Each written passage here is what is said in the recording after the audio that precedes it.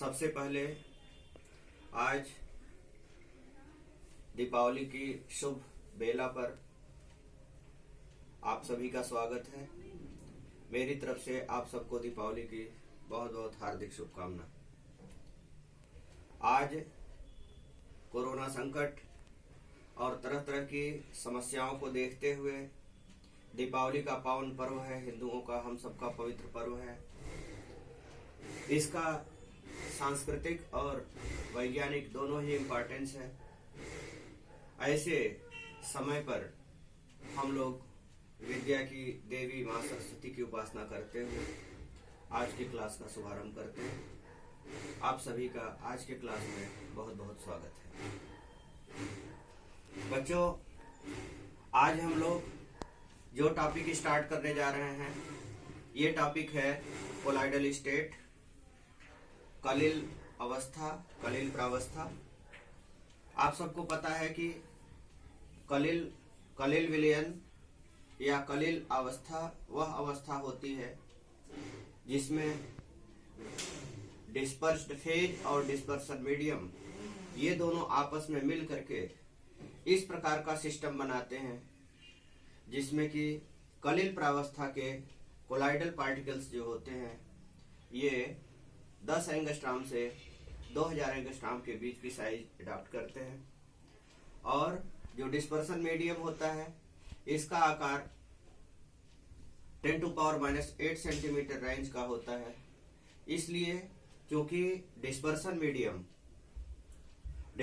Medium के particles बहुत छोटे हैं और डिस्पर्स्ड फेज के पार्टिकल इनकी तुलना में बड़े हैं, इसलिए दो प्रकार की प्रावस्थाएं, 2 फेजेज वहां प्रेजेंट होती हैं। ऐसे में जो सिस्टम बनता है हेट्रोजीनियस सिस्टम बनता है और इस हेट्रोजीनियस सिस्टम को ही हम लोग कोलाइडल सिस्टम और कोलाइडल स्टेट कहते हैं। हम लोग स्टडी कर रहे थे प्रिपरेशन ऑफ कोलाइडल साल कैसे बनाते हैं। हमने आपको बताया था कि कोलाइडल साल 2 प्रकार के होते हैं। एक हमने बताया था लायोफोबिक और दूसरा बताया था लायोफिलिक। जो लायोफिलिक कोलाइड होते हैं, लायो मीन्स लिक्विड और फिलिक मीन्स लविंग और स्नेही। क्योंकि लायोफिलिक कोलाइड्स में जो कोलाइडल पार्टिकल होते हैं इनका माध्यम के प्रति आकर्षण होता है, इसीलिए जैसे ही इनको उपयुक्त मीडियम में हम मिलाते हैं इनका इमीडिएट कोलाइडल सिस्टम बन जाता है। इसलिए इन्हें बनाने के लिए हमें कोई विशेष प्रयास नहीं करना पड़ता और न ही इसके लिए हमें किसी अध्ययन की आवश्यकता है, क्योंकि ये ऑटोमेटिक बन जाते हैं।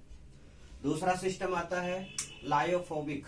तो लायोफोबिक जो होते हैं, लायोफोबिक कोलाइड्स जो होते हैं, ये लायोफोबिक कोलाइड्स जो हैं ये खुद नहीं बनते, क्योंकि इनका लायो मीन्स लिक्विड, फोबिक मतलब हेटिंग।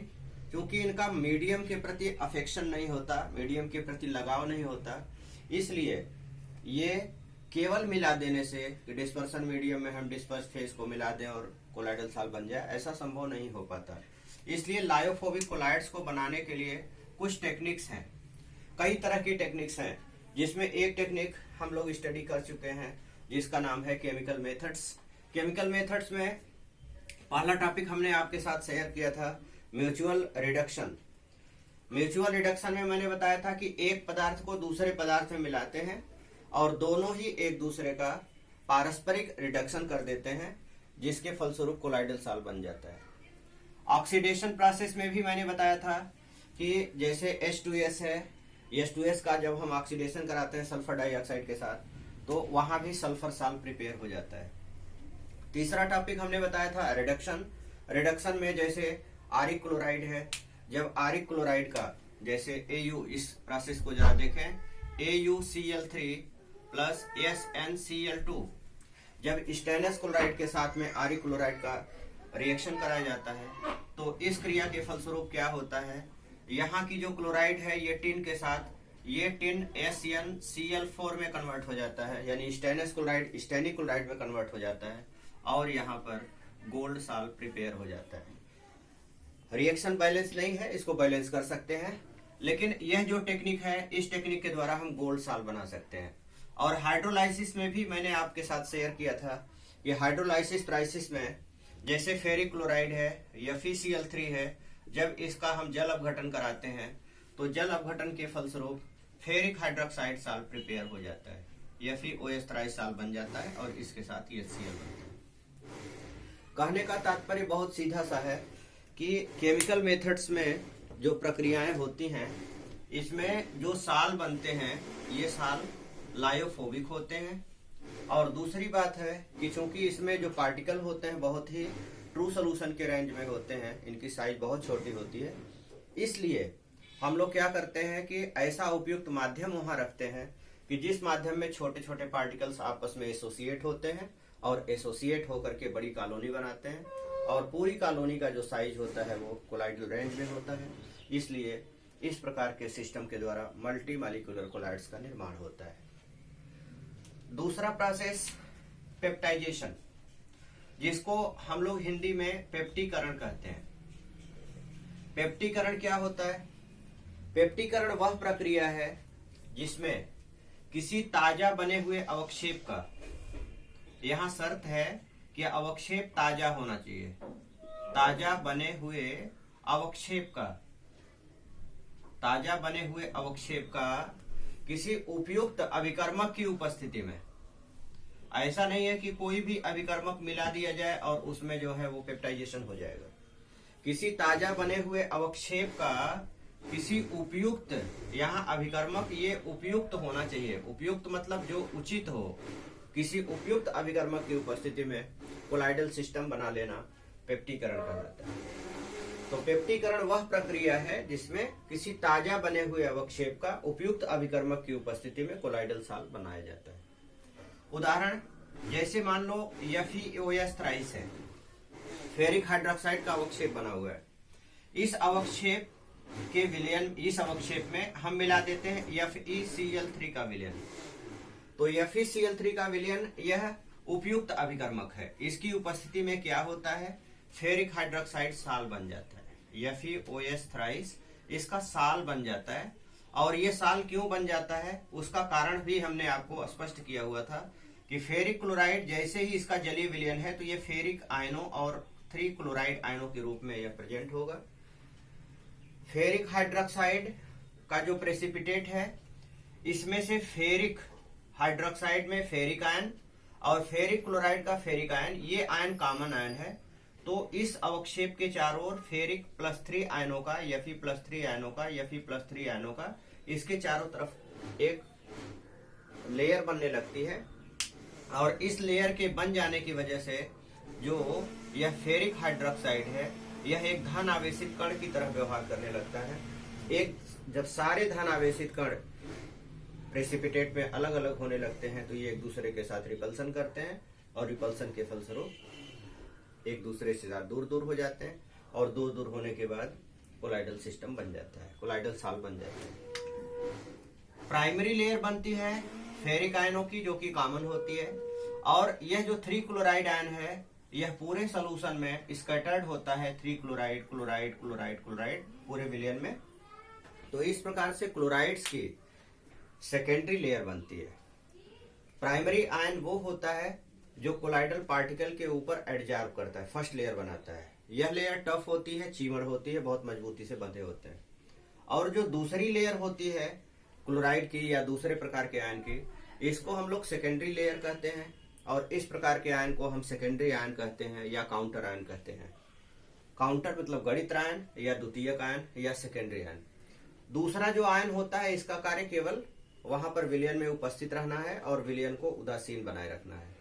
इस प्रकार से जो कोलाइडल सोल्यूशन होता है, पूरा सोल्यूशन जो है या कोलाइडल सिस्टम जो होता है वह उदासीन होता है, लेकिन कोलाइडल पार्टिकल जो है वो धनावेशित होता है या ऋणावेशित होता है। जैसे यहाँ पर ferric hydroxide salt positively charge होता है। इसी प्रकार से दूसरा भी एग्जाम्पल आपको बताया गया था, AS2S3 आर्सेनस सल्फाइड साल्ट। जब इसमें हम उपयुक्त अभिकर्मक जैसे H2S मिलाते हैं तो H2S की उपस्थिति में जो आर्सेनस सल्फाइड है AS2S3, ये तो पार्टिकल है। अब इसके ऊपर जो आयन है, देखो यहाँ सल्फाइड आयन और यहाँ पर सल्फाइड आयन, तो सल्फाइड आयन कॉमन आयन है, तो सल्फाइड आयनों का इसके चारों तरफ प्राइमरी लेयर बनता है। तो सल्फाइड का जब प्राइमरी लेयर बनता है तो ये लेयर काफी टफ लेयर होती है और इस लेयर की वजह से यह जो आर्सेनस सल्फाइड है यह ऋण आवेशित कोलाइडल पार्टिकल की तरह व्यवहार करता है, जबकि जो दूसरा आयन है जो इसके आयनाइजेशन के फलस्वरूप उत्पन्न होता है, जैसे 2H आयन और सल्फाइड आयन, तो 2H आयन इसके चारों तरफ यहाँ पर स्कैटर्ड होता है, 2H ion 2H ion 2H ion. तो यह जो हाइड्रोजन आयन है यह सेकेंडरी लेयर का निर्माण करता है और यह सेकेंडरी लेयर बनाता है, तो ये काउंटर आयन हुआ और सेकेंडरी लेयर हुआ। इसका मतलब है कि जब कोई भी कोलाइडल सिस्टम होता है तो उसमें 2 लेयर्स बनती हैं, एक प्राइमरी लेयर होती है, एक सेकेंडरी लेयर होती है।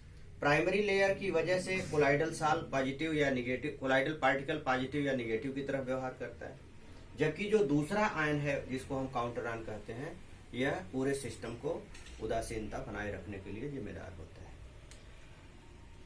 यहाँ पर जैसे फेरिक हाइड्रोक्साइड में हमने फेरिक क्लोराइड मिलाया, आर्सेनस सल्फाइड में हमने H2S मिलाया, तो H2S या फेरिक क्लोराइड ये क्या है? यही है उपयुक्त अभिकर्मक जिसको हम पेप्टाइजिंग एजेंट भी कहते हैं। पेप्टाइजिंग एजेंट ऐसे पदार्थ होते हैं जो पेप्टीकरण कराते हैं। पेप्टीकरण कराने के लिए यही अभिकर्मक जिम्मेदार होते हैं, इसीलिए इन्हें हम पेप्टाइजिंग एजेंट कहते हैं। तो पेप्टाइजिंग एजेंट पेप्टाइजेशन कराता है।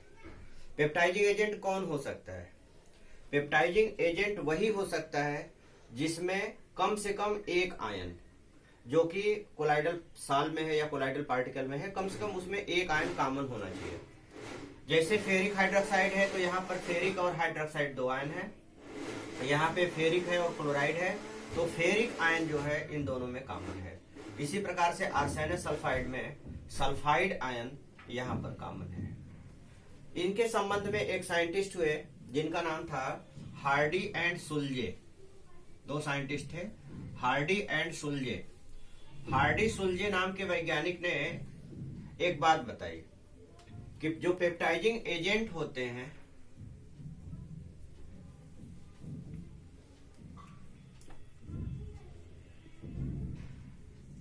पेप्टाइजिंग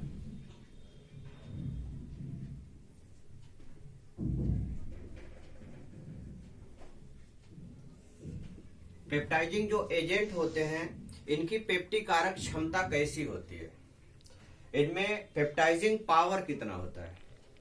पेप्टाइजिंग पावर को बताने के संबंध में उन्होंने हार्डी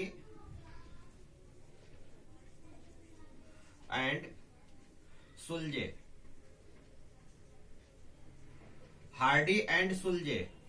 नाम के वैज्ञानिकों ने एक नियम दिया जिसको हम हार्डी सुल्जे रूल कहते हैं। हार्डी सुल्जे का नियम क्या कहता है? हार्डी सुल्जे का पहला नियम कहता है कि पेप्टीकरण कराने के लिए, किसी पेप्टीकारक पदार्थ का पेप्टाइजेशन कराने के लिए, किसी पेप्टाइजिंग एजेंट के द्वारा पेप्टीकरण कराने के लिए कौन सा आयन इफेक्टिव आयन होता है, कौन सा आयन सक्रिय आयन होता है, कौन सा आयन प्रभावी आयन होता है, इसके संबंध में उन्होंने पहला नियम दिया कि किसी पेप्टीकारक पदार्थ का वह आयन जो कि जिसका चिन्ह कोलाइडल पार्टिकल के विपरीत होता है, इसे हम सक्रिय आयन कहते हैं। एक बात अभी आपने देखा, जैसे फेरिक हाइड्रोक्साइड था FeOH थ्राइस था, इसके ऊपर प्राइमरी लेयर किसकी बनी थी? Fe+3 आयनों की। इसका मतलब यह कोलाइडल पार्टिकल धन आवेशित कण की तरफ व्यवहार करेगा। और जो आर्सेनस सल्फाइड साल था, इसके ऊपर प्राइमरी लेयर किसकी बनी हुई थी? सल्फाइड की बनी हुई थी। तो सल्फाइड की प्राइमरी लेयर बनने से यह ऋण आवेशित कोलाइडल पार्टिकल की तरफ व्यवहार करेगा और ये धन आवेशित कोलाइडल पार्टिकल की तरफ व्यवहार करेगा। तो इसके पेप्टाइजेशन के लिए या इसके अवक्षेपण के संबंध में पेप्टाइजिंग एजेंट का जो पावर है यह किस बात पे डिपेंड करेगा? हार्डी सुल्जे ने जो अपना नियम दिया है, यह नियम किसके संबंध में था कि अगर इसे अवक्षेपण कराना हो, इसको प्रेसिपिटेट कराना हो, इसको खत्म करना हो, इसको अवक्षेपित कराना हो, तो इसके अवक्षेपण के लिए, इसके प्रेसिपिटेशन के लिए वह आयन जो इसके विपरीत होगा वो इफेक्टिव आयन होगा। जैसे अगर फेरिक हाइड्रोक्साइड धनावेशित साल में धनावेशित कोलाइडल पार्टिकल है अगर इसका हम अवक्षेपण कराना चाहें, इसको प्रेसिपिटेटेड कराना चाहें, तो इसके लिए सक्रिय आयन की भूमिका में कौन होगा? कोई ना कोई ऋण आयन होगा। जैसे मान लो H2SO4 ले लिया हमने, तो H2SO4 का आयनाइजेशन होगा तो ये देगा 2H ion and sulphate ion. तो इसके अवक्षेपण के लिए H2SO4 में से हाइड्रोजन आयन तो इसकी तरह धनावेशित है, तो सल्फेट आयन जो है वो इसका चिन्ह, सल्फेट आयन का चिन्ह इसके विपरीत है। तो अगर आप इसका प्रेसिपिटेशन कराना चाहते हो तो सल्फेट आयन जो है ये प्रभावी आयन होगा, क्योंकि जैसे ही इसको आप इसके विलयन में डालोगे तो सल्फेट आयन क्या करेगा कि इसके प्राइमरी लेयर को, फेरिक आयनों के जो प्राइमरी लेयर बने हुए, इस प्राइमरी लेयर को खत्म करना शुरू करेगा और खुद क्या बनाएगा? FeSO4। तो इसके प्राइमरी लेयर को हटाने लगेगा, और जैसे ही प्राइमरी लेयर हटेगा, आपको पता है कि यह द्रव विरोधी साल है, माध्यम को पसंद नहीं करता, तुरंत ही अवक्षेपित हो जाएगा। तो हार्डी-सुलजे नियम किसी पदार्थ के, बाहरी पदार्थ के अवक्षेपण के लिए जिम्मेदार होता है। हार्डी-सुलजे नियम यह बताता है कि अगर कोई पदार्थ, कोई सोल्यूशन बन चुका है, तो उसका अवक्षेपण अगर होना है, प्रेसिपिटेशन होना है, तो उस प्रेसिपिटेशन के लिए वह आयन जो कि जिसका चिन्ह कोलाइडल पार्टिकल के विपरीत होता है, वह इफेक्टिव आयन होता है, सक्रिय आयन होता है। और दूसरी बात उन्होंने कहा कि इस सक्रिय आयन का जो पावर है यह इसके वैलेंसी के सीधे समानुपाती होता है। जैसे Fe+2 था यहाँ पे, तो Fe+2 के लिए हम HCl भी यूज कर सकते हैं, H2SO4 भी यूज कर सकते हैं, HClO4 भी यूज कर सकते हैं, या और भी कोई पदार्थ यूज कर सकते हैं, जैसे फास्फोरिक एसिड H3PO4 भी यूज कर सकते हैं, H3PO4। अब इन तीनों में ये धन आवेशित साल है, तो इसके लिए यह ऋण आयन, सल्फेट आयन और ये फास्फेट आयन, यह H आयन देगा, यह 2H आयन देगा, ये 3H आयन देगा। यहाँ पे जो क्लोराइड आयन है यह इफेक्टिव आयन है। अब इसका प्रेसिपिटेशन अगर कराना है तो क्लोराइड आयन जिसके ऊपर 1 वैलेंसी है, सल्फेट आयन जिसके ऊपर 2 वैलेंसी है, और फास्फेट आयन जिसके ऊपर 3 वैलेंसी है। तो और इसके ऊपर कितना वैलेंसी है? इसकी वैलेंसी +2 है, +3 है, फेरिक आयनों का लेयर चढ़ा हुआ है। तो फेरिक आयनों का एक फेरिक आयन को हटाने के लिए इसके कम से कम 3 क्लोराइड की जरूरत पड़ेगी, इसके उससे कम की जरूरत पड़ेगी, और इसके केवल एक ही आयन की जरूरत पड़ेगी। कहने का मतलब कि अगर इस ऋण आयन का आवेश बड़ा हो जाएगा, जैसे जैसे इसका चार्ज बढ़ते जाएगा, वैसे वैसे इसका इफेक्टिवनेस बढ़ता जाएगा, और यह सक्रिय आयन इस अवक्षेप को या इस कोलाइडल साल को आसानी से प्रेसिपिटेटेड करा सकता है। तो हार्डी-सुलजे जो नियम था ये किसके संबंध में था कि जब पेप्टाइजेशन हो जाता है, पेप्टिक कारक पदार्थ बन जाता है या पेप्टिक कारक पदार्थ पेप्टाइजेशन करा देता है, तो पेप्टाइजेशन कराने के बाद वह साल जो कि द्रव विरोधी है, तो जितना मुश्किल से बना है उतना ही आसानी से अवक्षेपित भी हो सकता है, डीनेचर हो सकता है। तो इसको डीनेचर के लिए कौन कौन से आयन रिस्पॉन्सिबल होते हैं, कौन से पदार्थ जिम्मेदार होते हैं, इसके संबंध में थोड़ा सा हमने आपको आज अभी हार्डी-सुलजे नियम बताया। 2 बातों के बाद तीसरा भी एक पॉइंट है जिसके द्वारा हम लोग कोलाइडल साल बना सकते हैं, जिस टेक्निक का नाम है इलेक्ट्रिक आर्क मेथड, वैद्युत स्फुरलिंग विधि, जिसमें इलेक्ट्रिक आर्क प्रोड्यूस किया जाता है। पहली बात आती है कि यह आर्क, इसके द्वारा हम किस प्रकार के कोलाइडल पदार्थों का सॉल्यूशन बना सकते हैं या सिस्टम बना सकते हैं। तो इस टेक्निक के द्वारा हम धातुओं के साल बनाते हैं या धातुओं के कोलाइडल सिस्टम बनाते हैं, कोलाइडल विलयन बनाते हैं। ऐसे पदार्थों के कोलाइडल विलयन बनाते हैं जो कि इलेक्ट्रिक कंडक्टर होते हैं, जो वैद्युत के सुचालक पदार्थ होते हैं। इसके लिए हम क्या करते हैं कि जिस पदार्थ का साल बनाना होता है उसकी हम छड़े प्रयोग करते हैं। जैसे मान लो हमें प्लेटिनम का साल बनाना है, या गोल्ड साल बनाना है, एयू साल बनाना है, या सिल्वर साल बनाना है। मान लो हमें प्लेटिनम साल बनाना है, प्लेटिनम जो है, या गोल्ड साल बनाना है। गोल्ड सबसे आदर्श धातु है, इसकी क्रियाशीलता सबसे कम होती है। आपने पढ़ा भी है इसको कि विद्युत रासायनिक श्रेणी में यह बहुत नीचे है। तो जब ये विद्युत रासायनिक श्रेणी में नीचे है तो इसकी क्रियाशीलता बहुत कम है, तो फिर इसका साल कैसे बनेगा।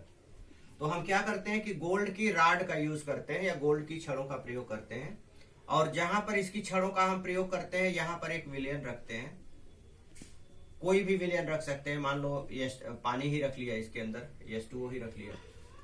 अब H2O शुद्ध अवस्था में होगा तो वैद्युत का बैड कंडक्टर होगा, तो इसकी कंडक्टिविटी को बढ़ाने के लिए इसमें थोड़ा सा हमने HCl का यूज कर दिया, या कोई भी एसिड यूज कर सकते हैं, एसिड बेस साल्ट कोई भी यूज कर सकते हैं। अब इसके बाद यहाँ से इसको इलेक्ट्रोड के या बैटरी के धन ध्रुव से जोड़ दिया, इसको बैटरी के ऋण ध्रुव से जोड़ दिया। यहाँ पे बैटरी का यूज करके इसको हमने यहाँ से यूज कर दिया, फिर यहाँ पे स्विच लगा दिया, और स्विच लगाने के बाद जैसे ही स्विच ऑन किया, जैसे ही स्विच ऑन करेंगे इसमें से विद्युत धारा प्रवाहित होना शुरू करेगी। क्योंकि यह विलयन, हालांकि ये दोनों रॉड एक दूसरे के डायरेक्ट टच में नहीं है, नजदीक हैं, इनके बीच की दूरी 1 से लेकर के 2 सेंटीमीटर की होती है। 1 से 2 सेंटीमीटर जब नजदीक इनको रख देंगे तो यह जो सोल्यूशन है, चूंकि ये सोल्यूशन विद्युत का गुड कंडक्टर है, इसलिए अब इसमें क्या है कि यहाँ पर विद्युत चिनगारियां उत्पन्न होने लगेंगी। यहाँ विद्युत चिनगारी उत्पन्न होगी, और जब विद्युत चिनगारी उत्पन्न होगी तो विद्युत चिनगारी की वजह से यहाँ पर टेम्परेचर बढ़ने लगेगा, और जब टेम्परेचर बढ़ने लगेगा तो ये जो धातु है, ये धातु पहले लिक्विड और लिक्विड के बाद फिर गैसियस स्टेट में वेपराइज होने लगेगी। तो जब यह धातु वेपराइज होगी, वाष्प बनेगी इसकी, तो वाष्प जो है बहुत छोटे छोटे पार्टिकल होंगे, तो ये पार्टिकल ऊपर की तरफ जाना चाहेंगे या मीडियम में यहाँ पर फ्री हो जाएंगे। तो जैसे ही ये पार्टिकल यहाँ मीडियम में फ्री होंगे, चूंकि मीडियम जल है, तो ये तुरंत ही उन पार्टिकल्स को ठंडा कर देगा। तो ये जो छोटे छोटे पार्टिकल्स हैं, ये छोटे छोटे पार्टिकल क्या करेंगे, जो वेपर स्टेट में है धातुओं के, ये वहीं पर कंडेंस हो जाएंगे, और जब ये कंडेंसेशन शो करेंगे तो कई पदार्थ मिल करके ये कॉलोनी बनाएंगे, और इस पूरी कॉलोनी का आकार जो है वो कोलाइडल रेंज में चला जाएगा। इस प्रकार से धीरे धीरे यहाँ पर गोल्ड का साल बनने लगेगा। तो गोल्ड साल लायोफोबिक है, पानी में सोना कभी नहीं घुलेगा, लेकिन इसके बाद भी यहाँ पर गोल्ड का साल प्रिपेयर हो गया। तो कैसे प्रिपेयर हो गया, इसके लिए जो टेक्निक हमने यूज किया, इस टेक्निक का नाम है इलेक्ट्रिक आर्क। तो इलेक्ट्रिक आर्क वो टेक्निक है जिसके द्वारा हम लोग क्या कर सकते हैं, धातुओं के साल, जो कि विद्युत के सुचालक पदार्थ होते हैं, इनके साल हम लोग बना सकते हैं। तो ये कुछ चीजें थी जिसके द्वारा हम लोग कोलाइडल साल बना सकते हैं, लायोफोबिक साल बना सकते हैं। मेरा ख्याल है आपको समझ में आया होगा। लायोफोबिक, लायोफिलिक साल बनाने में कोई दिक्कत नहीं है। लायोफोबिक साल बनाने के लिए हमें मेहनत करना पड़ता है, हमें परिश्रम करना पड़ता है, और इस परिश्रम के लिए कौन कौन सी टेक्निक्स हम यूज करते हैं वो हमने अभी अभी आपके साथ शेयर किया।